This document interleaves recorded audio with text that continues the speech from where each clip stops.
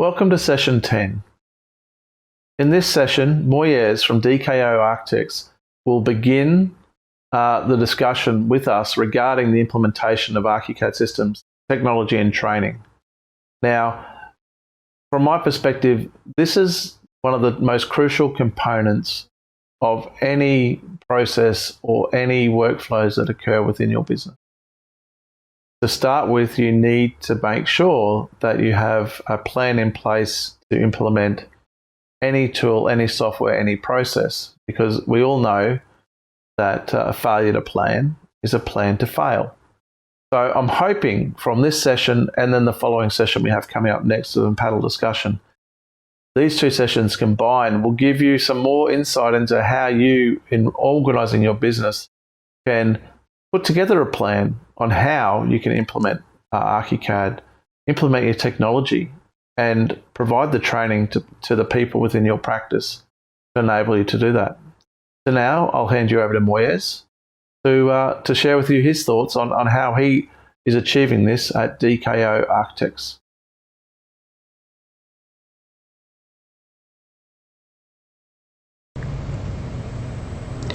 Thanks, Nathan, for that introduction. Hi guys, today I'm going to be talking about how we put our training program together to best help staff and improve our efficiency at DKO.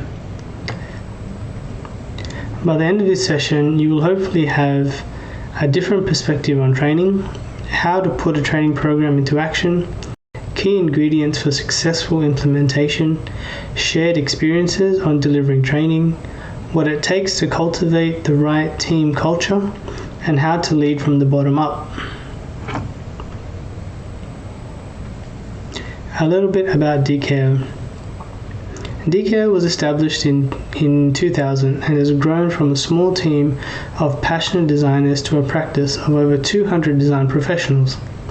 We have 6 offices across Australia and internationally in New Zealand and Southeast Asia. At DKO, we strive for high-quality architecture that serves people, respects place, and stands the test of time, so we can deliver sharp, intelligent, and articulated design. We work on a range of projects from intelligent interiors, homes and terrace homes, to comprehensive communities, small, large, and vertical. We are engaged on a range of hotel projects for architectural design and interior design, as well as inspiring office spaces and urban design projects.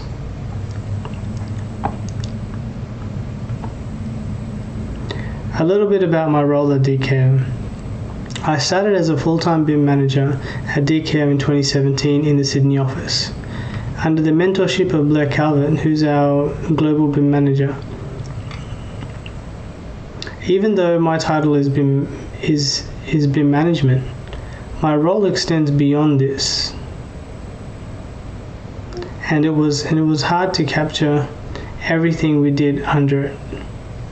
The best description I found for my role was in a book I'm reading called Intelligent Drawings by Terence and Patricia Chelling, written back in 1990. The author describes a role called Systems Manager, who is responsible for, and I'm paraphrasing, maintaining the system, keeping a log of the system's problems, install and test upgrades to hardware and software, archiving drawings, train operators in proper use of equipment, consult with design staff for any software needs, create guide notes, create programs which enhance production, and keep abreast of technical developments.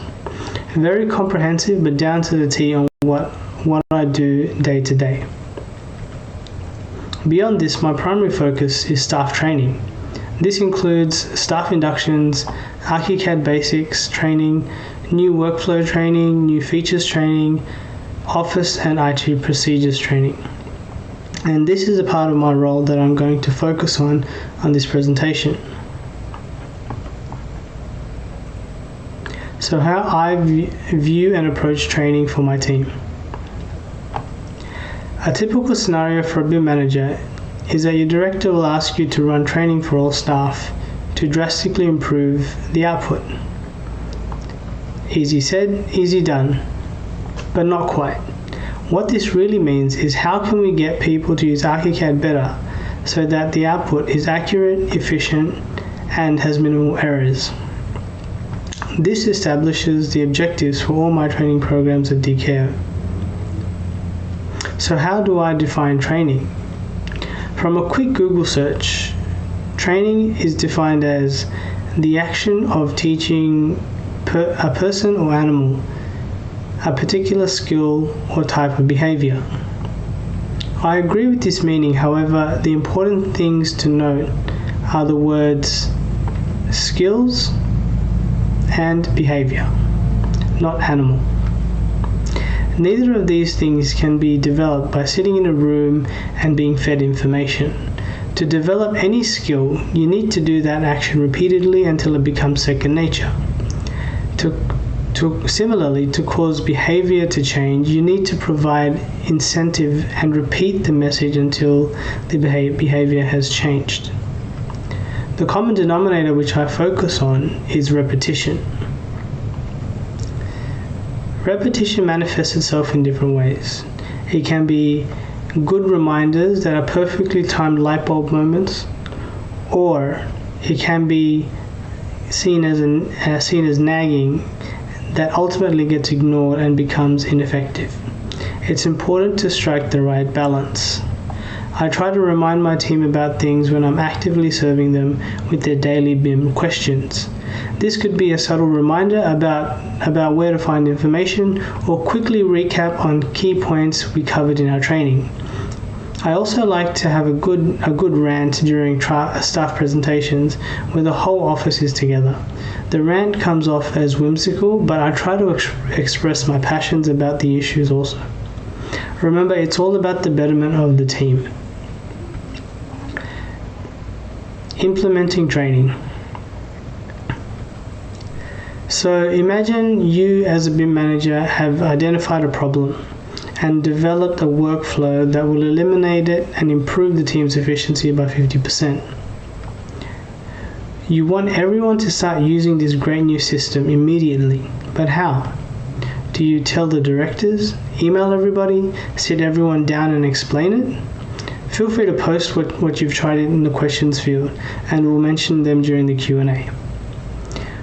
I'm going to share with you how I start our training program at DKO, and it will be based on methodology, philosophy, and psychology of an architectural team using Archicad. Before any training can start, you need to have the new workflow documented. I start with creating a guide note that will show a beginner level Archicad user how to use the system we're implementing. These guide notes look something like this. It's a step-by-step guide showing exactly what buttons to press and what settings to have for each and every component that will need to be used. All the training that follows hinges on this guide note, and it becomes a single source of truth, my favorite phrase, for this particular part of the project. This document is vetted by our BIM team and model managers until it's agreed upon collectively. I believe the best solutions come from a collection of ideas and experiences. This is never a one-man show. All workflows must be tested, and tested by the best and most picky of Archicad experts in our office. Once this process is finalized, I can start arranging training sessions to deliver the new workflow. By the way, this photo of the BIM team was taken after Archi Intensive last year before COVID hit. There is one key ingredient that you will require to have an impact on your training, and that is a strong support team.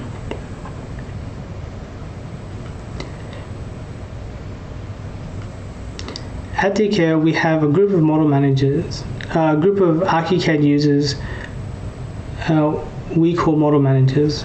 They are Archicad experts selected by each BIM manager. Having this group will help you a lot.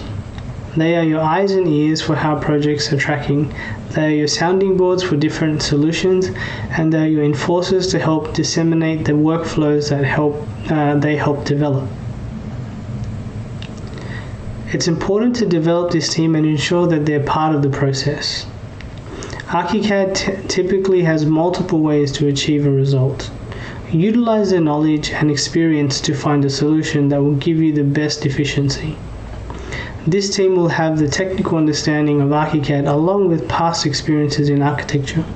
This combination will allow them to give ideas that are specific to your company's overall goals. As a BIM manager, I also ensure that the rest of the office knows who they are and what skills they possess. This will give them credibility and make their lives easier when they are helping you implement the new system. Always remember that Archicad is too big for one person to know everything. Be humble in this regard, and you will find that there is much more to learn, and this conference is a testament to that.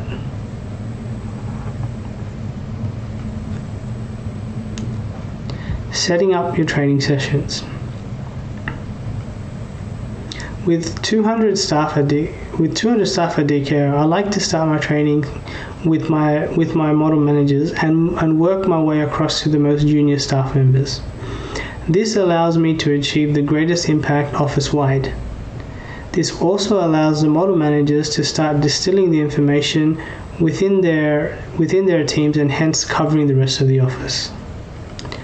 I run this session usually with an Archicad file I have set up to demonstrate the workflow. View sets are set up so I can jump from section to section at a click of a button. This will give the best control over the training session to drive home the benefits of the new system. I also take the opportunity to record the session with the model managers. At that time, they will ask the best questions to help develop your training session for other staff members. I'll play a small snippet of a recent training session I ran in Sydney and tell you a bit about it afterwards.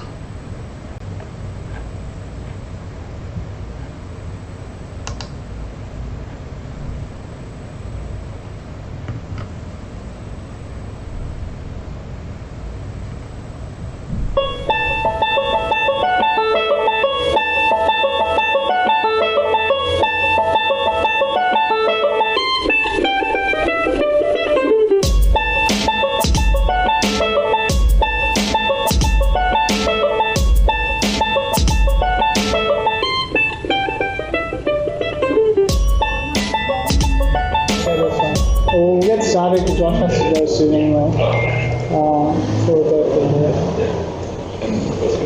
Okie dokie.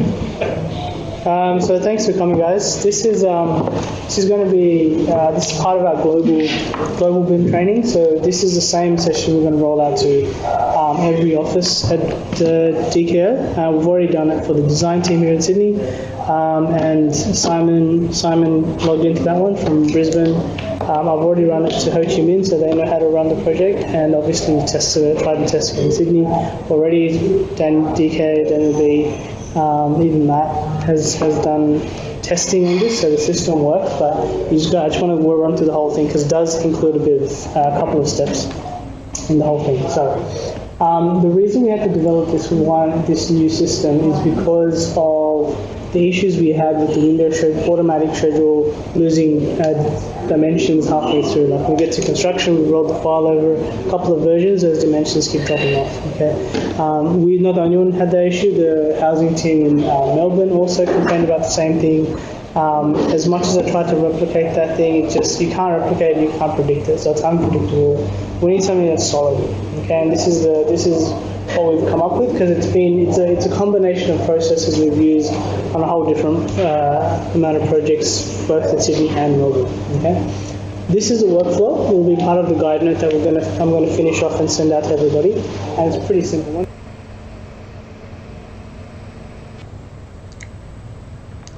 This is a common training situation with our model managers where we had our New Zealand team join us via Zoom.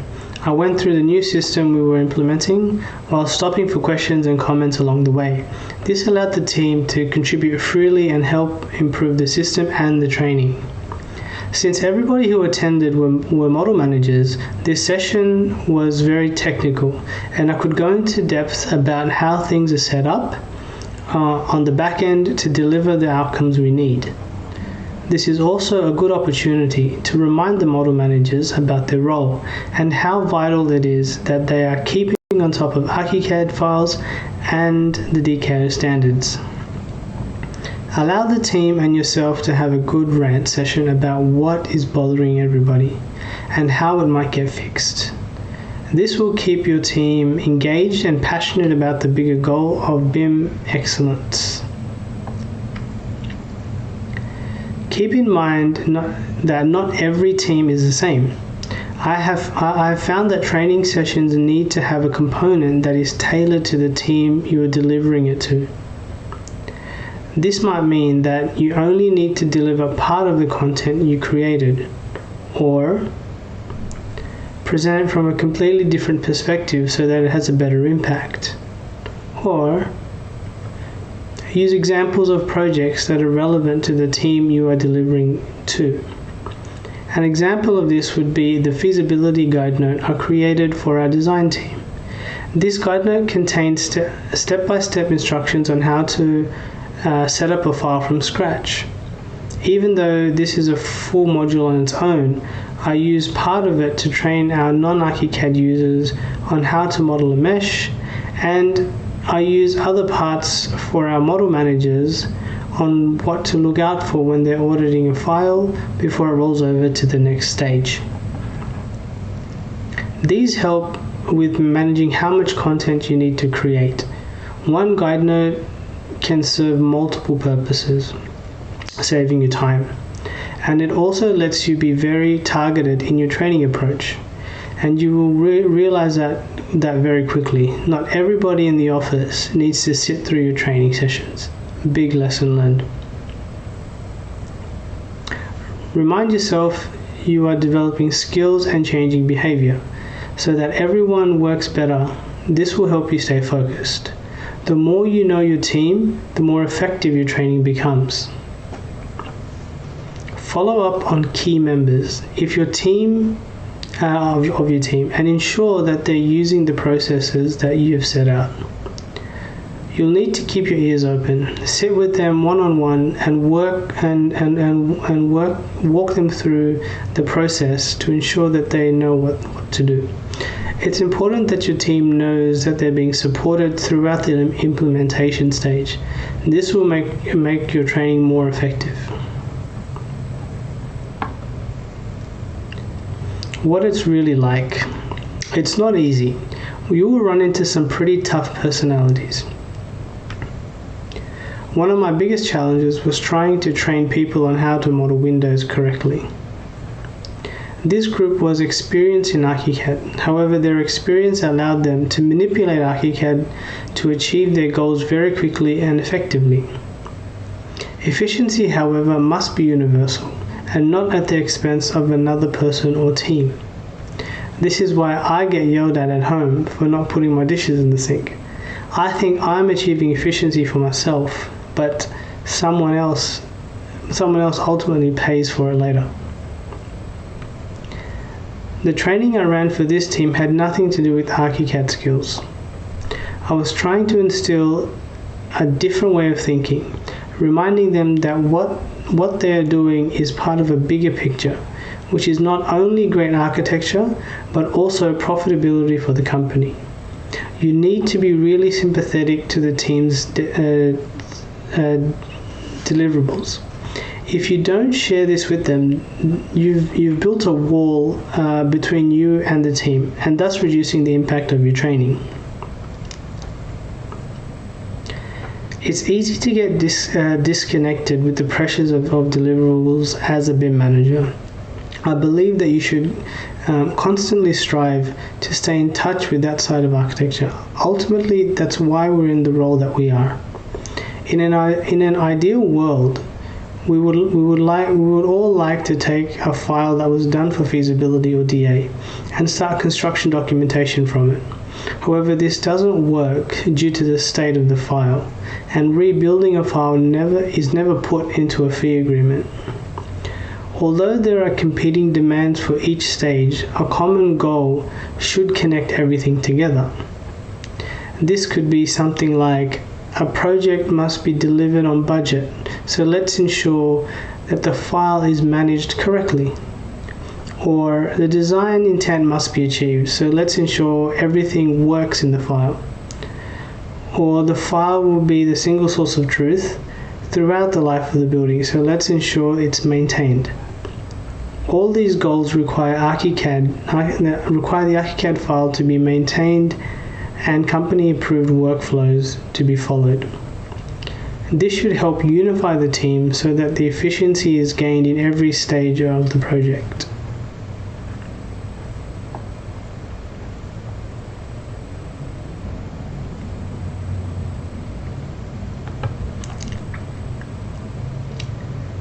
Like I said, it's not easy, and people always seem to wriggle their way out of training. The number of times I've had to reschedule training is insane, but you must be persistent because the consequences of not delivering training can and will come back to bite you. How, you ask?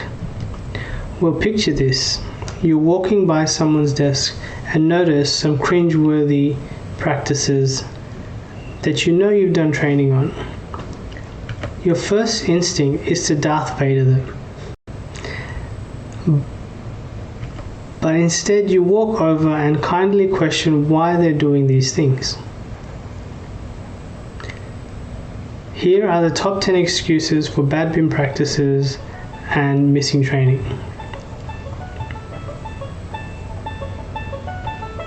Number 10. You ask, do you remember the training we did last week? The response, what training?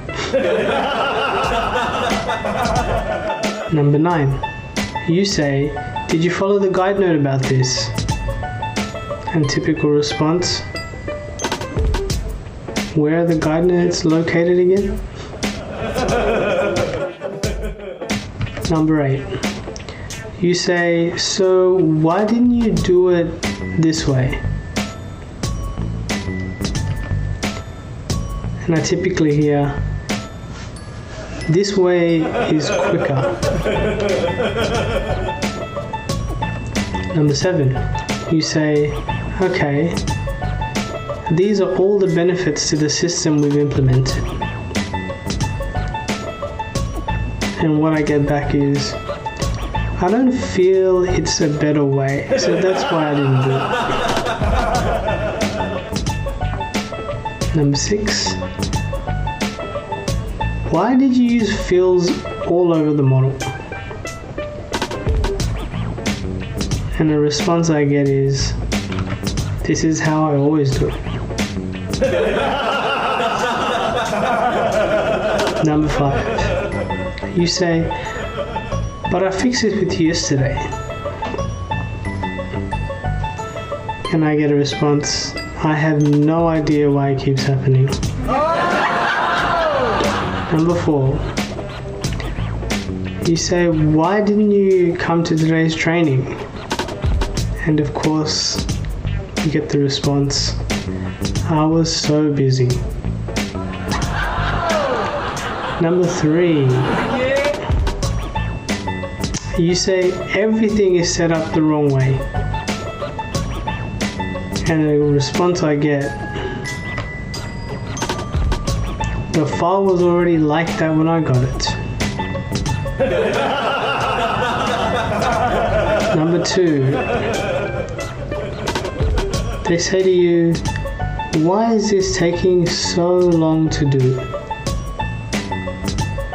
And after checking the file, you say, you should have been using this new system we've had for months now. And number 1, a director will come and ask, can you make sure these guys are all trained? Where you respond, I've rescheduled training with them 10 times and they keep saying they've got deadlines. The moral of the story is make sure your staff attend training. It doesn't work otherwise. And I hope you enjoyed that one.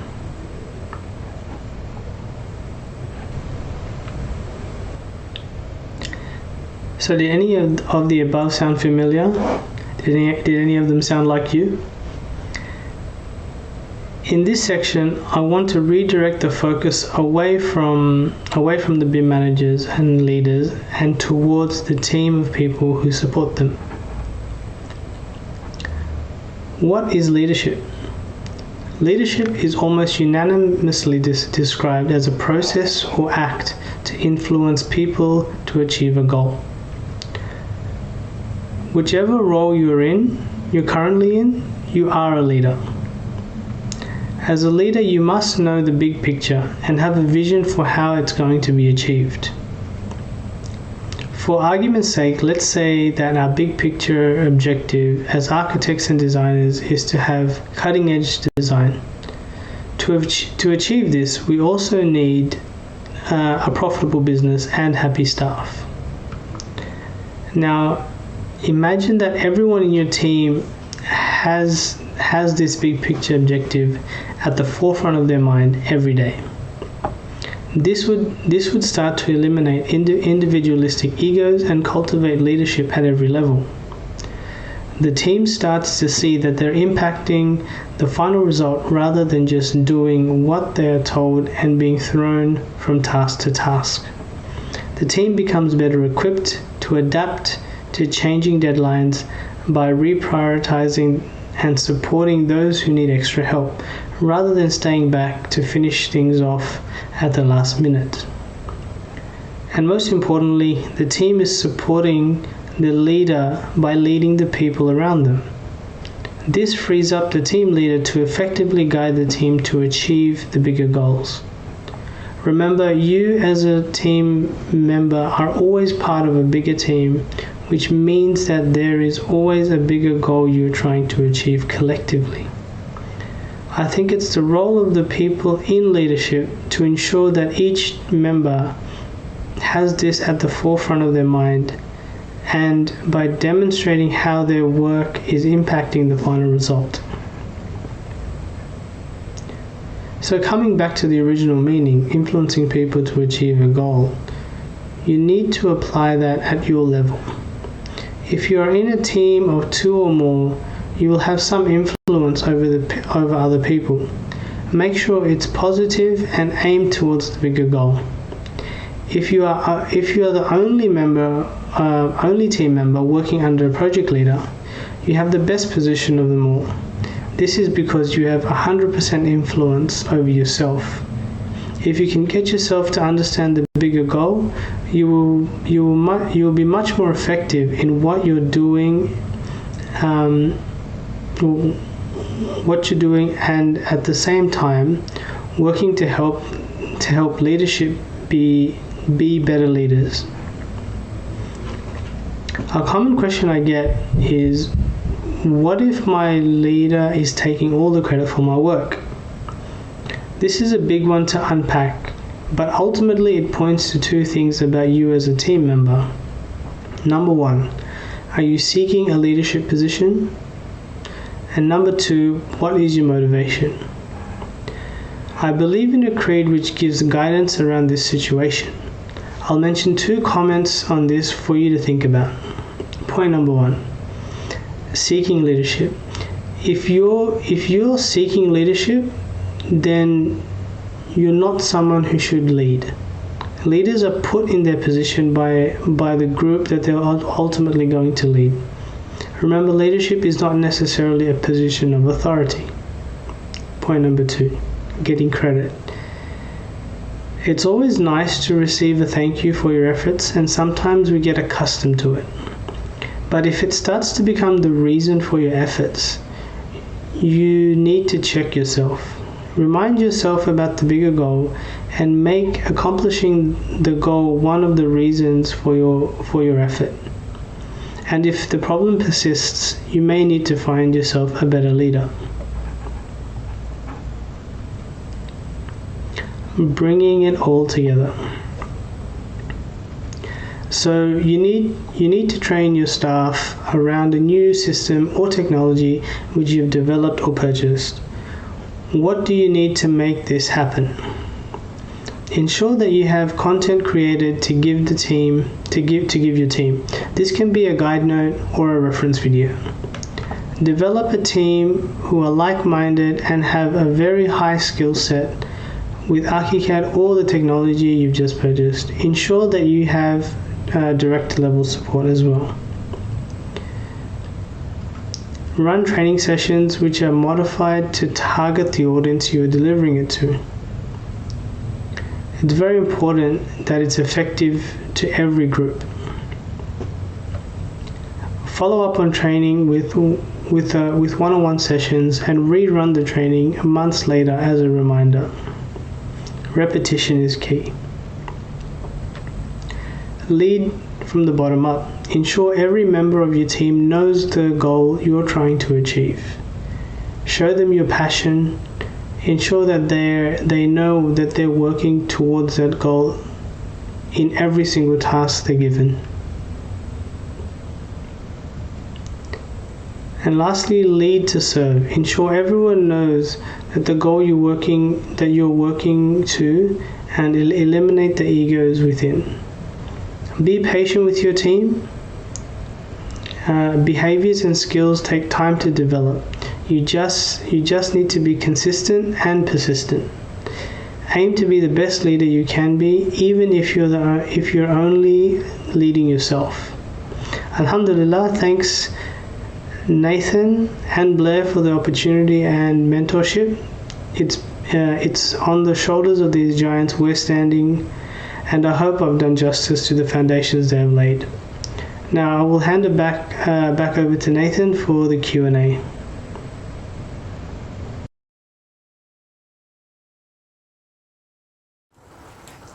Congratulations, Moiyez, on your first ever presentation, and it must be hard for you to have undertaken that presentation virtually instead of seeing people's faces. You know, normally seasoned presenters struggle in speaking virtually on a computer when they don't have the audience to engage with. So first of all, thank you and congratulations on that. Fantastic. Thanks, Nathan. Appreciate the opportunity. Now, for people that are just new to the event, welcome. And if you haven't seen me speak before and you haven't had the opportunity to understand how to interact with the chat, please just log into the chat and into your name.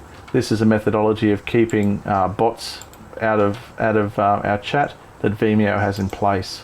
So starting off on the first question from the audience, we've got a question from Mats, and that's in regards to how many, basically the number of model managers that you have per team, I guess, or model manager to team member ratio. In as a model manager, is it actually a career position within your company, or is it? I love this whole workload on top of already skilled employees, already busy 100%. It sounds like a BIM manager, the methodology of what we used to be as BIM managers. But can you just explain for Mats a little bit about that role and how it sits within your organisation? Oh, absolutely. So with our model managers, well, what I'm looking for is a person who, or people that we employ who have a skill level that kind of matches through a very technical side of Archicad. So they could be architects, they could be graduates or students even.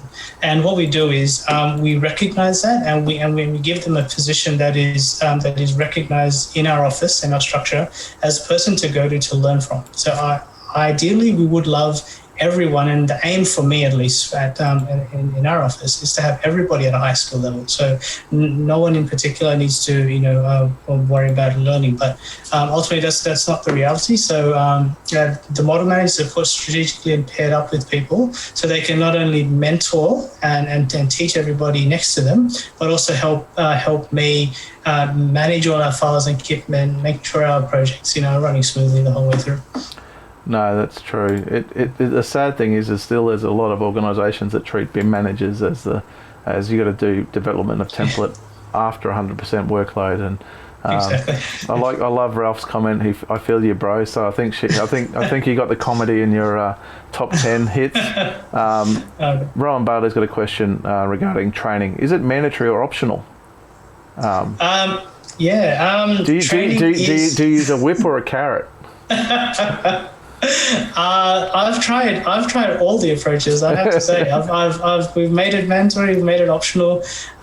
It's kind of come down to saying, guys, I'm not training you anymore. It's more about, here's how we're going to gain efficiency. Let's all learn it, and then let's all try and implement it. So it's that kind of approach where it's not like you got to come to training and you've got to sit and listen and here are your questionnaires. It's a kind of approach that doesn't work because we're all busy, and I think what I mentioned in my talk was that you're just being aware of everybody's workload and being sympathetic to that, because I know I've been there and I've been in their shoes and done all that, and having that keen sense and not losing it and saying, guys, look, I know this is the workflow. Let's get our deadlines out. Let's come back to it, and just helping everybody build up that love for being better at our jobs. Yeah, well, that's the thing, and I don't know if it's an intergenerational thing, but when I wanted to know how to learn how to use a tool better, I just did it outside of office hours because I wanted to advance my own career, and that approach in life got me to a director level within a major practice here in Australia. So you got to realise that to get ahead, you actually have to commit yourself, not just expect your employer to assist that.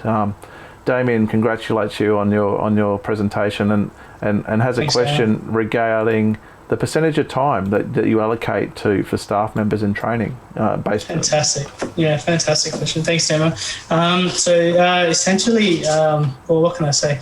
30% does creep up more, maybe, and this is in between, your daily questions and developing other new processes. Like we're working with Grasshopper as well at the moment, trying to develop that through some of our workflows. So it is quite a big chunk, and I think I've got to be doing that quite deliberately. So it's a give and take sort of a thing. So I'd say 30%-ish of my time to dedicate to content creation and organising everybody, and then getting everybody up to speed with everything. Now that's not really a lot with a practice of DKO size still. So it's still it's a you got to commend DKO for doing it, but when you look at the overall scheme of things, it's still not a lot to achieving delivery across multiple platforms and actually achieving that. Yeah. Now with Ralph's asked a question of how many model managers are assigned to each project. Yeah, that's a good question. We allocate the model managers based on the teams that we have and the skill sets that we have. So it's not such a fluid thing where we can just put people in places. Essentially, if you're part of a team, we select you out of that team to say, you've got the best skill and the right attitude to be the model manager. So therefore, we're going to place you on the object. That's not always going to be a reality, and we do have to sort of encourage our staff to step up to that position when resources are stretched and we have big deadlines. People do, and that's great. We have a great team here in our office, and people do step up and really shine through, and then they become the next candidate to go, yeah, you're right for this position next time. Yeah. Now Matt's asked another really important question. I think this question comes from your level of influence within your business, because there's numerous times when leaders appoint people into roles to perform tasks, but then they actually, because they're not, the person that's in that role isn't senior enough within the organisation to actually make a difference, and they tend to just get railroaded or overridden. Whereabouts does your role sit within the management tree of your practice? Yeah, that's a good question, and I think it's something that I've very deliberately had to work through with my directors and my team. I think I'm sitting, you could say probably, if you imagine, what can I say, just under the directors and associates. So yeah. We're the project leaders are in between that role. So not quite fully, associate director, and then not within the project team either. And what that lets you straddle between the two and say, look, let me know what the management need, and then I can come back to the team and say, guys, here's what we're trying to achieve, and you get that good balance.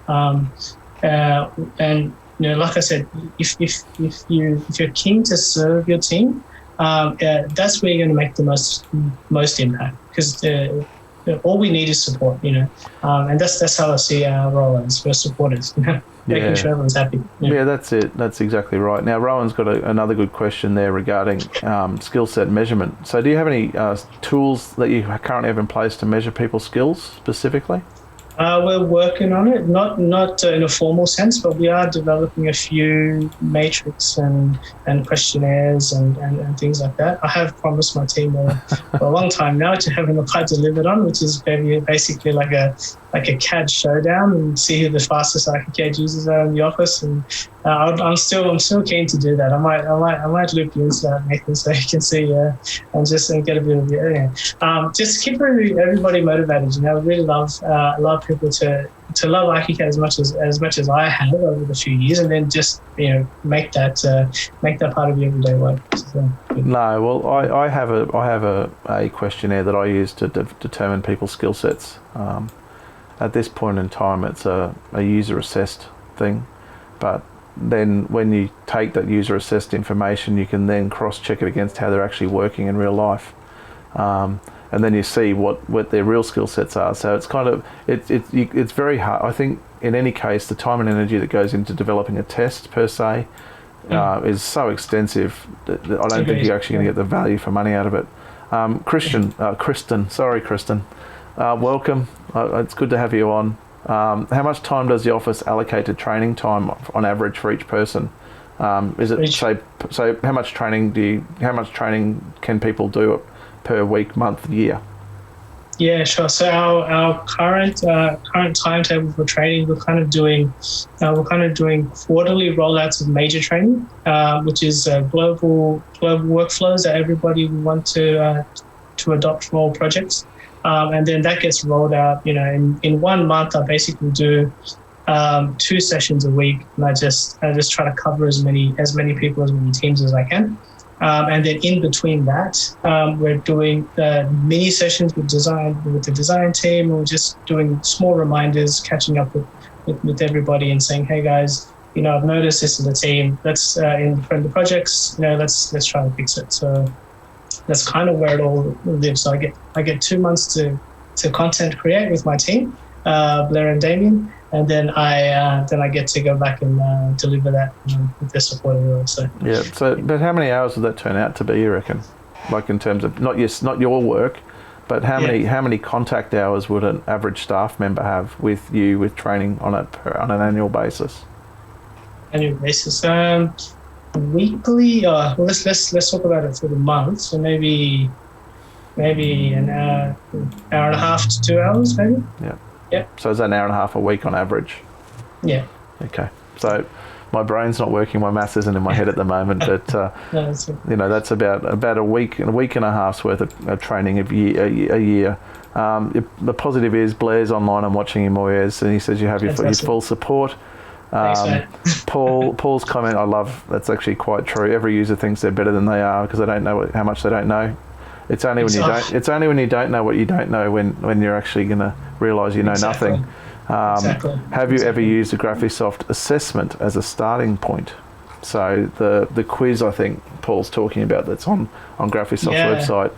I avoid it because it's in Hunglish and the questions are convoluted, and I personally would fail that test because I forget the names of things. I just go to shortcuts. It's probably where seasoned users probably stump up or fall over. But have you ever used it? I've attempted it but not finished it. I think I was rushed out and I didn't actually quite complete it, but I want to. I think I saw Brendan's name up there as well, and some other people that we know in the circles of BIM, which is quite impressive. But I'll complete it. I'll let you guys know how I go. Maybe we should have a competition that at 9 a.m. tomorrow morning, all of the delegates have to jump online and finish it and see how we go with all of this. Sleep with all this. See how we all survive with all this learning. Now, one of the questions, and this is one of the questions that I get asked quite a lot, and I think this would be a question to put to someone else as well. Now, my view is that I have a lot of people contacting me trying to find Archicad users, or Archicad users trying to find jobs. So, feel free to reach out to me and I'll try and help you find either side if you're watching. But a lot of people are saying, I can't have someone that's using Revit. I want someone that actually can use Archicad. Whereas my view has always been, no, employ a very good architect.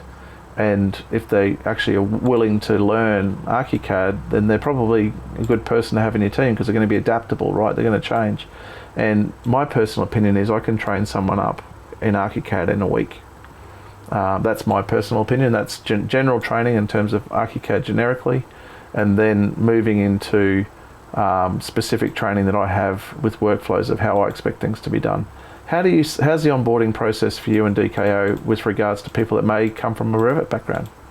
Yeah, I think you're right. We have a similar approach. We're hiring people based on their skill set. So, which is what I think is correct. With my experience, we've had several Revit users come to us and come to me for training, and it's been very successful. If it really comes down to your mindset. You can still love Revit, but ultimately, if you're technically minded and you're willing to learn, you're going to pick it up and you're going to do it really well. And we've got and I've got lots of examples of people in our office who have done that. Yeah.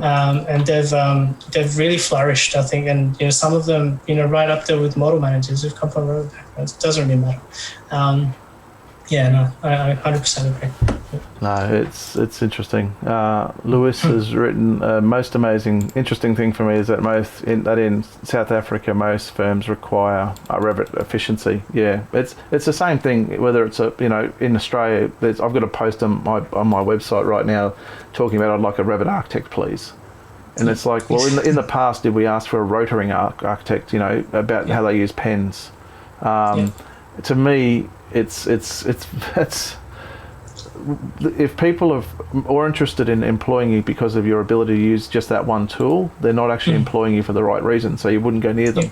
So correct. That's my thing. Yeah, correct. And it actually creates some really good rhetoric in the office. You get to have some Revit Archicad banter. It's just a whole bunch of fun. It's great. It's great to have. Yeah, I know. It's good, isn't it? But one more question from Rowan, and he's asked the question: is there an easing in process in terms of a loaning up ramp, I guess you could say, in terms of people, or do you just get them straight into work? No, 100%. Well, we first assess them on their skill level. So if they're already seasoned Archicad users and they've been in the same sort of field where they're doing multi-res, wholesale jobs, whatever it might be, then yes, they're quite. What I tell them, what I get the team to be comfortable with is, look, we're not gonna pound you in the first month. I want you to get comfortable with our system first. Obviously, you come from an Archicad background. Get comfortable with it, and we'll make sure that you're ready to go. If it's a non-Archicad user, we set them up with a month training program, which is a bare bones Archicad training program, but it's very specific and tailored to what we need as a user. So we'll train them up, basics, modules, revision tools, publishing, all that kind of stuff, and we'll go through that. And by the end of that, they basically can run with any project. You'd probably have to break me going into your business. That's what I always say to people. I'm so set in my ways. Although the funny thing is I'm set in my ways with Archicad, but I'm adaptable to learn other software. But no, software's tools should learn how to use it in less than 30 hours or less. Well, I don't know. I've a number of people that talk about Revit. You can't learn Revit in 30 hours or less.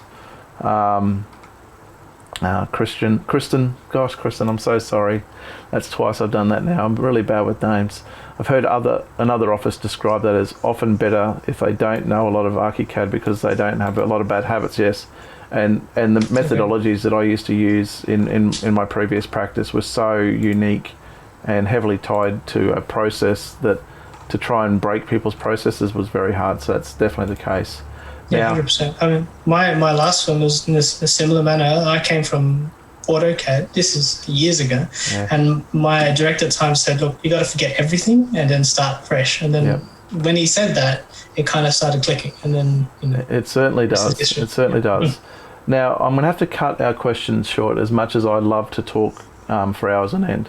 Unfortunately, Vimeo doesn't really like us trying to produce a 24-hour stream. They have a limit on their streaming to 12 hours. So what we're looking to do now is change over our stream in the background, which for you as a user who is watching, all you'll need to do in a couple of minutes time is we just request that you refresh your screen. Any of the comments that you've posted will drop off, unfortunately, in the chat as we actually start up a new stream. But that's what the process will be, unfortunately, so that we deal with technology issues to deliver this event for you to enjoy. But Moiyez, congratulations on your first presentation. Thank you very much for contributing to Archi Intensive 2021 and this very long event. So thank you very much, and we'll see you back here in about 9 minutes time, everyone. Thanks, Nathan. Thanks a lot.